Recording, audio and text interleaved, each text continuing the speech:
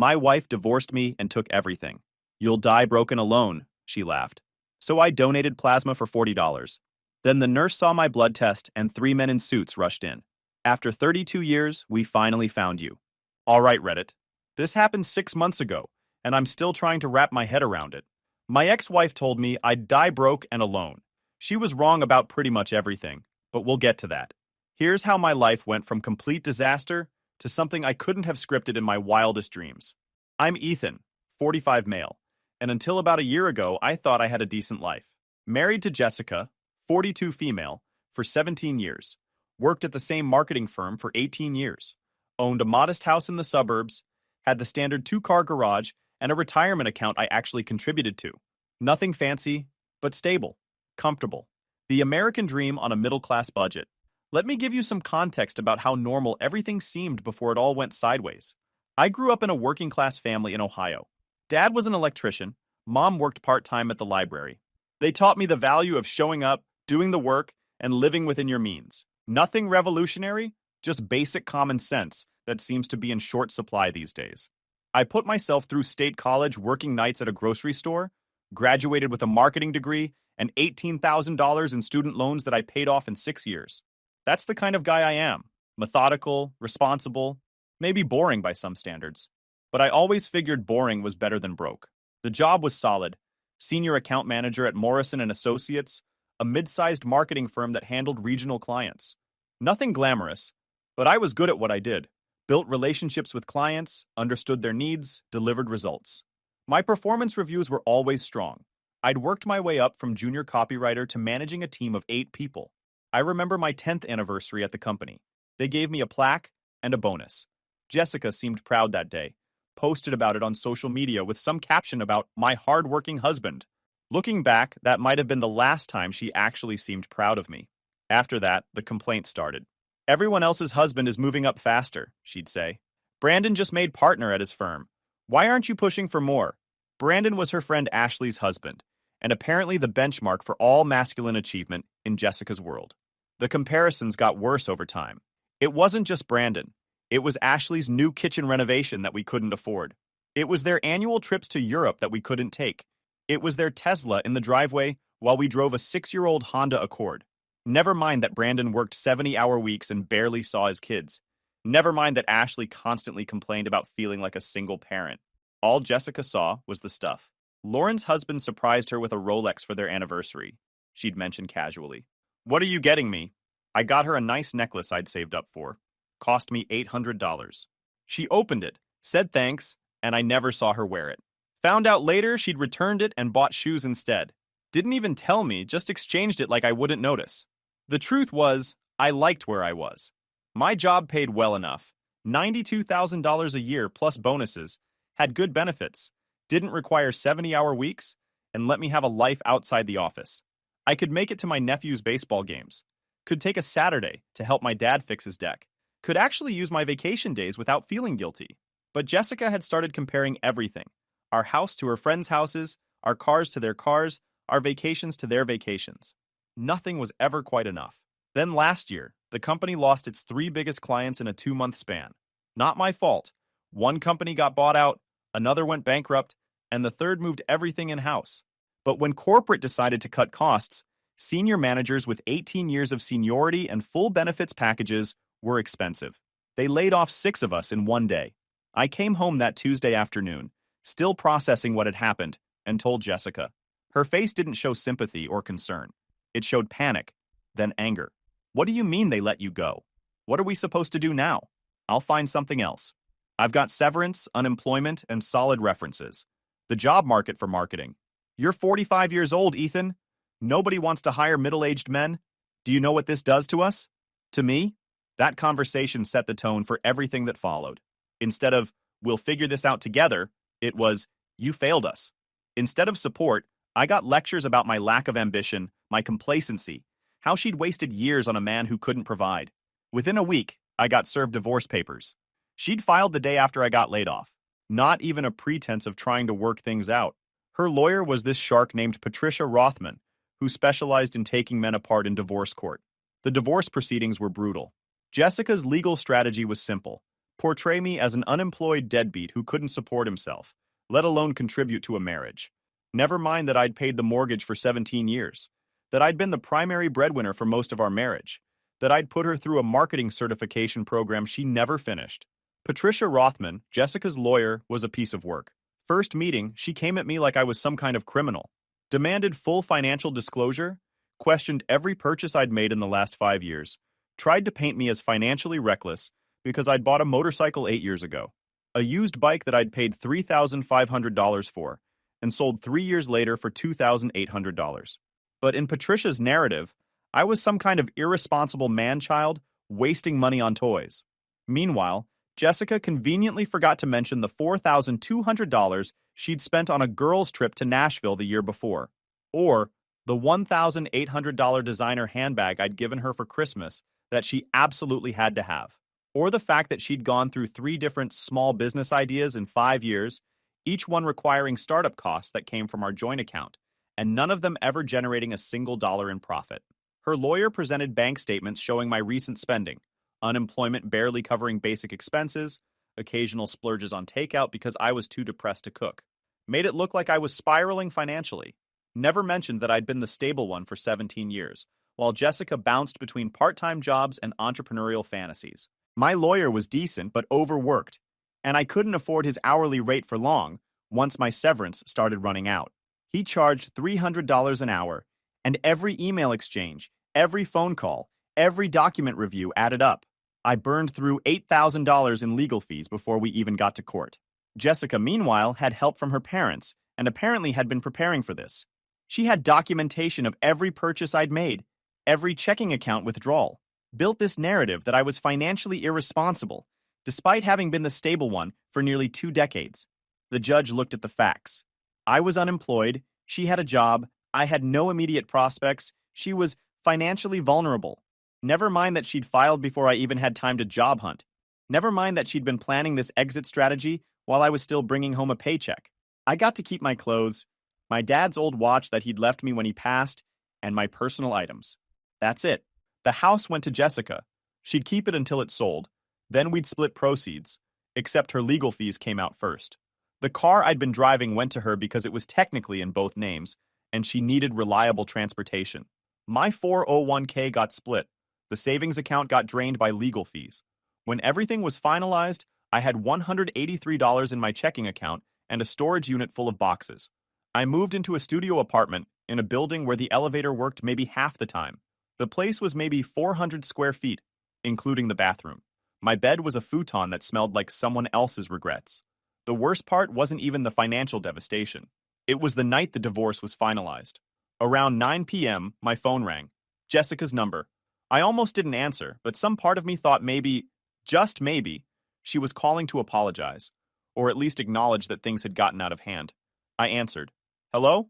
Ethan? It's me. Her voice was cheerful, almost giddy. I just wanted to call and let you know. You'll die alone and broke. That's what happens to boring men like you, Ethan. Brandon says I should have left you years ago. Brandon. My former business partner at the firm. The guy who'd been my friend since college, who was best man at our wedding, who I'd helped get hired at Morrison & Associates 5 years ago. Brandon, who apparently had been telling my wife for years that she could do better. Brandon and I are together now, she continued, like she was sharing good news. He says you were always dead weight, at work and at home. He's taking me to Cancun next month. When's the last time you took me anywhere nice? I couldn't speak. My brain just shut down. Anyway, I wanted you to hear it from me. Good luck with your sad little life. Don't call me again. She hung up and I could hear her laughing before the line went dead. I sat in that depressing studio apartment for 3 hours, staring at the wall. The futon squeaked every time I moved. The neighbor upstairs was blasting music. The refrigerator hummed like it was dying, and I kept hearing her voice. You'll die alone and broke. The next 2 months were survival mode. I sent out probably 200 job applications, got maybe 15 interviews, made it to final rounds 3 times, got rejected each time. The market was tight, and 45-year-old ex-managers with gaps in their employment were not hot commodities. I did freelance gigs on Fiverr, wrote blog posts for $25, designed social media campaigns for $50. It barely covered rent. I was eating ramen and canned soup, the kind that's 39 cents at the discount grocery store. I'd walk past restaurants and remember when spending $15 on lunch didn't feel like a major financial decision. The studio apartment was its own special hell. 400 square feet of depression, with neighbors I could hear through the walls and a refrigerator that hummed like it was dying. I lost weight. Not from some healthy diet plan, from eating one real meal a day and trying to ignore hunger pangs. My mom called every week. She was on a fixed income, living in a retirement community in Florida, couldn't help financially, but wanted to know I was okay. I lied to her every time. Things are looking up, Mom. Got some good leads. She didn't believe me, but didn't push. By month 3, I had $40 in my account and rent due in a week. That's when I saw the flyer on a telephone pole. Donate plasma. Earn up to $40 per donation. I'd walked past that plasma donation center on Fletcher Street 100 times and never thought twice about it. But $40 was $40. It could buy groceries for a few days, give me a buffer, maybe keep the lights on a little longer. The place was depressing. Fluorescent lights that hummed and flickered, plastic chairs from maybe the 1990s, medical equipment that looked like it came from a hospital liquidation sale. The waiting room had maybe 8 people, all of us with that same desperate look. Young guy in the corner who couldn't have been older than 23, face covered in tattoos, bouncing his leg nervously. Older woman who might have been 60, clutching a worn purse and staring at the wall. A couple in their 30s, whispering to each other about rent money. We weren't here for altruistic reasons. We were here because we needed the money. The walls had posters about plasma donation saving lives, about how you could earn up to $400 a month. Someone had scrawled in pen on one poster, "If you're lucky." The carpet was industrial grade, the kind that would survive nuclear war, but looked like it had already been through one. The whole place smelled like antiseptic and sadness. I filled out the paperwork, medical history, current medications, list of every drug I'd never taken. The clipboard was missing its pen, so I had to ask for one. The receptionist, a tired woman named Paula, barely looked at me. She had that 1,000-yard stare of someone who'd seen too many desperate people walk through these doors. First-time donor? You'll get $40 today, $60 if you come back within 7 days. Photo ID and social security card? I handed them over. She made copies, gave me a clipboard with more forms. Someone will call you back in a few minutes. There's water in that cooler if you're thirsty. Stay hydrated. She said it like she'd said it 10,000 times before, words worn smooth through repetition. The water cooler looked like it hadn't been cleaned since the Clinton administration. I drank from it anyway because the paperwork said you needed to be hydrated for donation. The water tasted like plastic and disappointment. 20 minutes later, a nurse called my name. Ethan Williams? She was maybe 30. Dark hair pulled back in a ponytail, scrubs with cartoon characters on them. Looked like Snoopy and Charlie Brown. Name tag said Amy. She led me to a small room with a medical chair and various machines I didn't understand. The chair was worn leather with duct tape covering some tears. The machines looked newer than everything else, at least.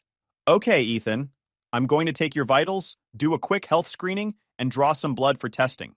The actual donation takes about an hour. Any questions? How often can I do this?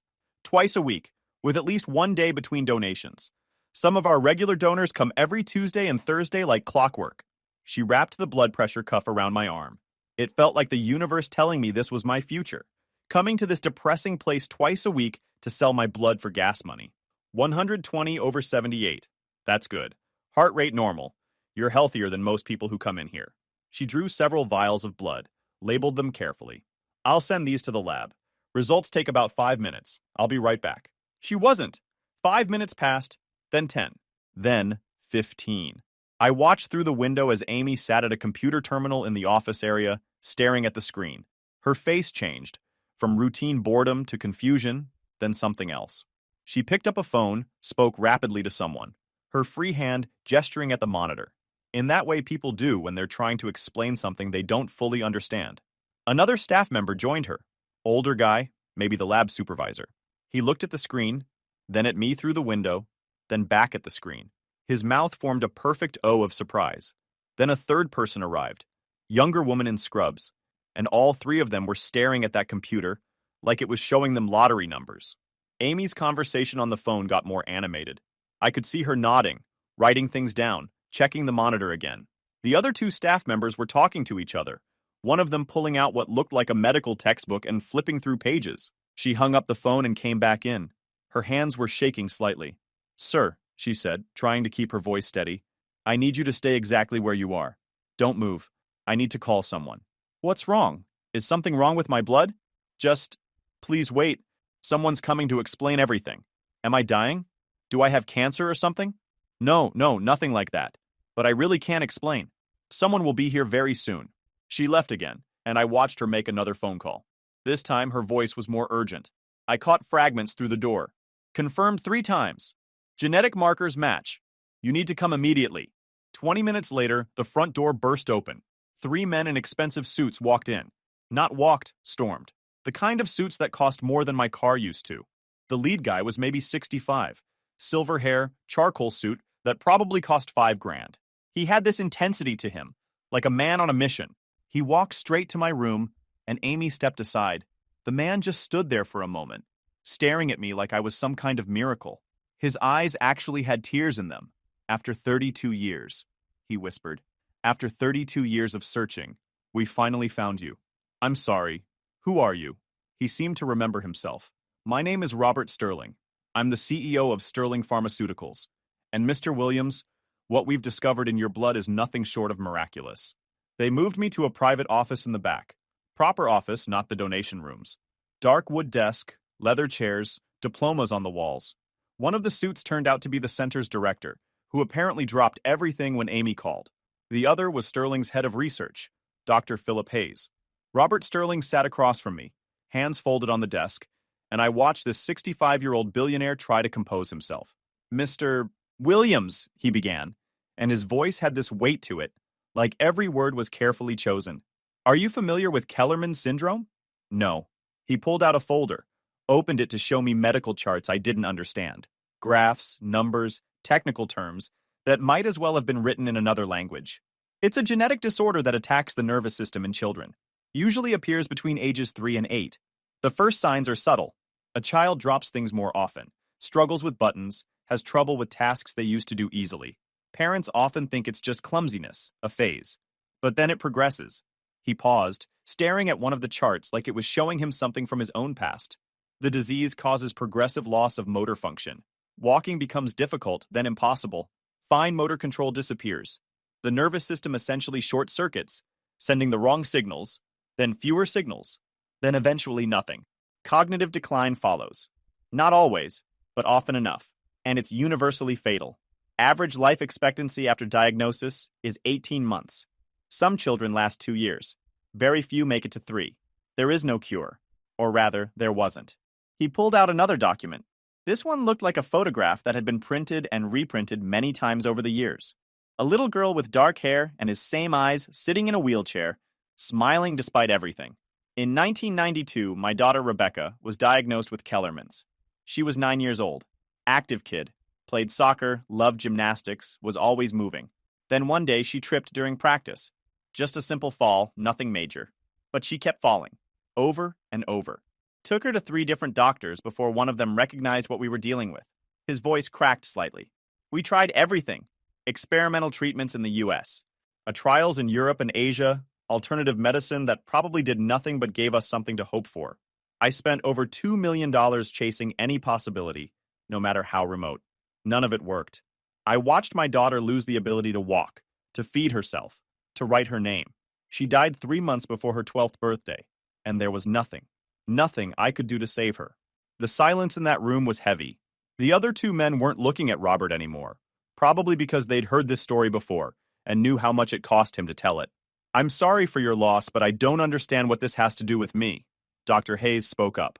Mr. Williams, after his daughter's death, Robert sold his software company and founded Sterling Pharmaceuticals with one mission: find a cure for Kellerman's syndrome. We've spent 32 years researching this disease. We've tested hundreds of thousands of blood samples looking for specific genetic markers that might help us develop a treatment. And you have them, Robert said quietly. You have a genetic mutation so rare that we estimate only 3 to 5 people on Earth possess it. Your blood produces antibodies that can treat Kellerman's syndrome. Not just treat it, reverse it. Stop it completely. I stared at them. You're saying my blood can cure this disease? Yes. Your plasma contains proteins that, when processed and administered to Kellerman's patients, essentially rewrites the faulty genetic sequence causing the disorder. We tested your sample 3 times. Then we called our main lab in Boston and had them run it twice more. It's not a mistake. How is that even possible? We don't fully understand it yet, Dr. Hayes admitted. The mutation appears to be naturally occurring. You were born with it. It's dominant, meaning if you have children, they'd likely inherit it. But finding someone with this specific marker? He shook his head. The odds are astronomical. Robert leaned forward. Mr. Williams, we would like to offer you a contract. We need your plasma to develop and manufacture this treatment. We're not talking about a one-time donation. We're talking about regular donations that we would process into a viable therapy. How much? $15 million. The room went silent. I thought I'd misheard. I'm sorry, what? 15 million. 10 million upfront, 5 million spread over the next 5 years as you provide regular donations. We'll cover all medical expenses, provide comprehensive health insurance, and work around your schedule. My brain couldn't process this. 20 minutes ago, I was a broke, divorced failure who couldn't scrape together rent money. Now a billionaire was offering me enough money to retire for life. I need time to think about this. Of course. Take all the time you need. Robert handed me a business card. My personal cell is on there. Call me day or night. I left the plasma center in a daze, walked the 3 blocks back to my depressing studio, and just sat on the futon staring at Robert Sterling's business card. Then I called the only person I trusted, my sister Kate. She's a paralegal in Chicago. Sharp as a knife. Doesn't take garbage from anyone. Kate, something insane just happened and I need your help. I explained everything. She was silent for a long moment. Ethan, you need a lawyer. Not just any lawyer. You need someone who handles intellectual property and medical contracts. This is way bigger than 15 million. If your blood is this valuable, you need to protect yourself. I can't afford a lawyer. You're about to be able to afford a dozen lawyers. Look, I have a friend from law school, Diana Chen. Wait, scratch that. I have a friend, Diana Patterson. She specializes in pharmaceutical contracts. Let me call her. Don't sign anything until she reviews it. 2 days later, I met Diana Patterson in her downtown office. She was maybe 40, all business, the kind of lawyer who reads contracts for fun. Mr. Williams, your sister briefed me on the situation. I've reviewed Sterling Pharmaceuticals' financial reports and market position. 15 million is insulting. It's more money than I've ever had in my life. It's also a fraction of what your genetic material is worth. Kellerman syndrome affects approximately 1,200 families in the United States alone, maybe 8,000 worldwide. If Sterling can develop a treatment using your plasma, they're looking at a multi-billion-dollar market, and you're the only source. She pulled out her laptop, showed me spreadsheets. Here's what we're going to ask for. 18 million upfront, not 10. 5% royalty on every treatment sold in perpetuity. Comprehensive medical care for life. A seat on the company's medical advisory board with voting rights. And we retain the right to negotiate with other pharmaceutical companies if Sterling can't or won't develop the treatment within a reasonable time frame. They'll never agree to that. They will, because you're the only game in town. Without you, they have nothing. Their 32-year search ends in failure, and hundreds of children keep dying. They'll pay. She was right. Diana handled all negotiations. Robert Sterling pushed back on the royalty percentage, tried to cap it at 2%. Diana showed him projections of what the treatment could generate, pointed out that 5% of billions was still billions for them. They settled on 5% with a floor. Even if sales were low, I'd get minimum annual payments. The advisory board seat was harder. Sterling didn't want to set precedent of giving donors voting power. Diana argued that my unique position and ongoing contributions warranted it. They compromised. Advisory seat with voting rights on matters related to Kellerman's research, limited influence on other company business. 3 weeks after walking into that plasma center, hoping to make $40, I watched an $8 million wire transfer hit my bank account. The remaining $10 million came 2 days later, split between accounts Diana had set up, investment accounts, trusts, structures designed to protect the money. I sat in my studio apartment, staring at my phone screen showing balances I couldn't process. From $183 to $18 million in less than a month. My first call was to my landlord, paid the next year's rent in advance. My second call was to my mom. Mom, remember how I said things were looking up? I wasn't lying. I need you to sit down. But here's the thing about suddenly having money. You realize pretty quick that it doesn't fix everything. I was still divorced. I was still living in a depressing studio. I still had no job, no purpose, no direction. The money solved my survival problems, but it didn't solve the emptiness. That's when Diana suggested something. You should start a foundation. The tax benefits alone make it worth it. But more importantly, it gives you control over how this treatment gets distributed. Sterling will charge market rates because they're a pharmaceutical company. You can help the families who can't afford it. So I started the William Sterling Foundation for Kellerman's research. The name was Robert's suggestion. He insisted on being included because this is bigger than both of us.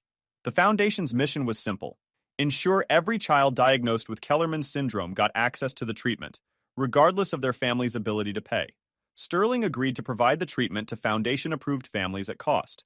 I covered the difference between cost and market price. For the first time in my life, I had purpose that went beyond marketing campaigns and quarterly reports. The first patient was an 8-year-old girl named Lily.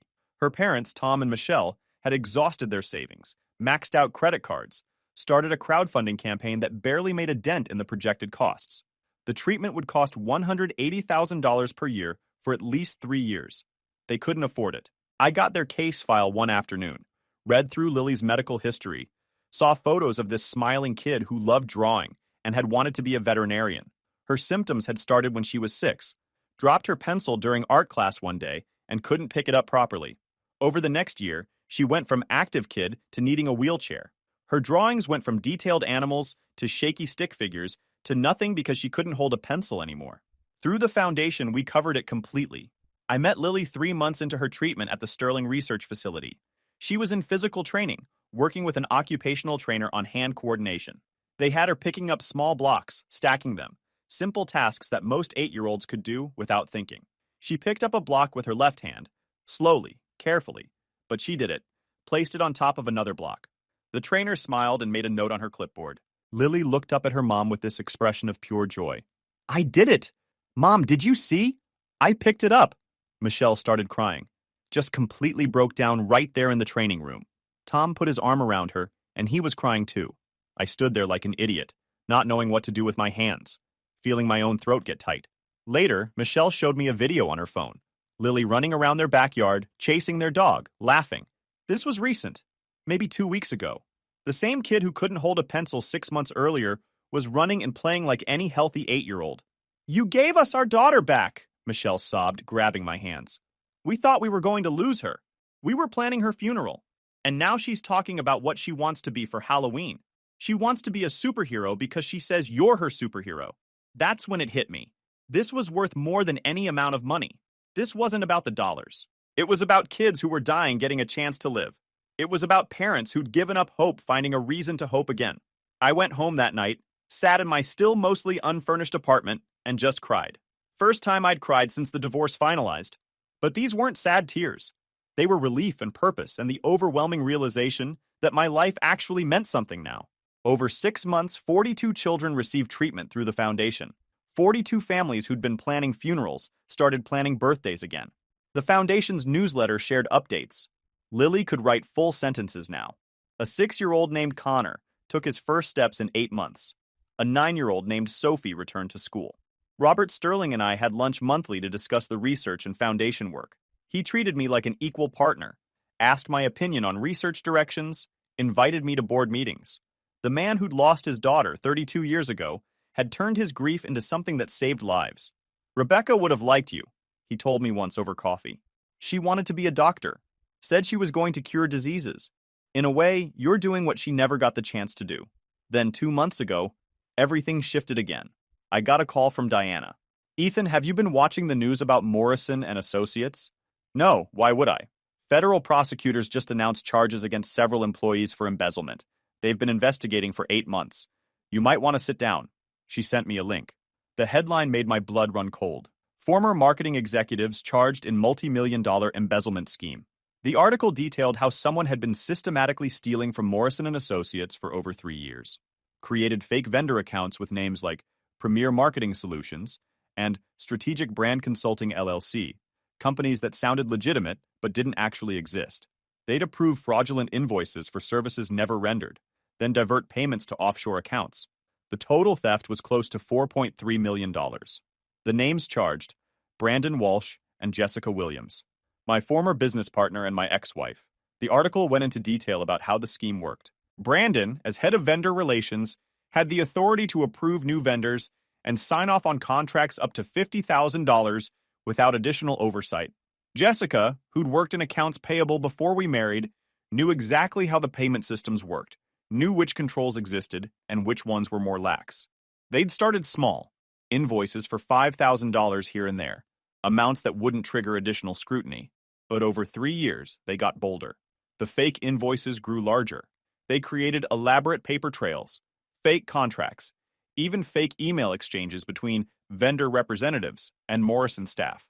One shell company alone had billed the firm for $780,000 in strategic consulting services over 18 months. The dots connected instantly. Brandon had been in charge of vendor relations for the last 4 years, brought on board specifically to streamline that process. Jessica had worked in accounts payable before we married, knew the systems inside and out. They'd been having an affair and stealing money together, probably for years. The timeline was damning. The thefts increased dramatically in the months before I got laid off. In fact, the article specifically mentioned that the company's financial troubles, the same troubles that led to my termination and 5 other layoffs, were partly caused by this embezzlement. Company leadership thought they were hemorrhaging money due to lost clients and poor performance. But really they were bleeding from internal theft. They'd helped create the crisis that cost me my job. Then Jessica filed for divorce the day after. She'd taken everything from me in the divorce while sitting on millions in stolen money.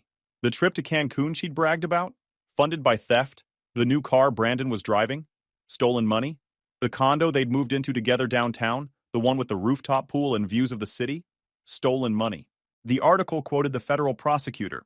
This was a sophisticated scheme that involved creating an elaborate fiction of legitimate business operations. The defendants showed a pattern of escalating theft and increasingly brazen disregard for both their employer and basic ethical standards. They prioritized personal enrichment over the livelihoods of their colleagues. I sat there reading that last line over and over. Their theft had contributed to the layoffs, my termination, the financial devastation that followed, the months of eating ramen and selling my blood for rent money, partly caused by Brandon and Jessica's criminal enterprise. I felt sick, then angry, then something like vindication. The universe had delivered justice in a way I never could have orchestrated. Not just justice, poetic, ironic, perfect justice. While I'd been struggling to survive, thinking I was worthless, they'd been living high on stolen money, and now it was all coming down around them. Diana called again. The prosecutors want to talk to you. You might be called as a witness about the company's financial situation during your employment. You're not in any trouble. You were one of their victims. The layoffs, the divorce timing, all of it supports the prosecution's case that they were covering their tracks. I met with the federal prosecutors the following week, gave them everything I remembered about company finances, Brandon's access to vendor accounts, Jessica's knowledge of the payment systems. They had most of what they needed already, but my testimony helped establish timeline and motive. They got sloppy, one prosecutor explained, started spending conspicuously.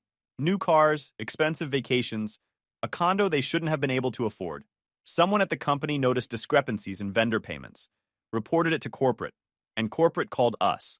Once we started pulling threads, the whole thing unraveled. The trial was scheduled for 4 months out. I wouldn't have to testify in person unless the defense demanded it, which seemed unlikely given how airtight the case was. Then last week, my phone rang. Unknown number. I almost didn't answer, but something made me pick up. Ethan, it's Jessica. Her voice was different. Not the cheerful mockery from our last call. Not the confidence of someone who thought she'd won.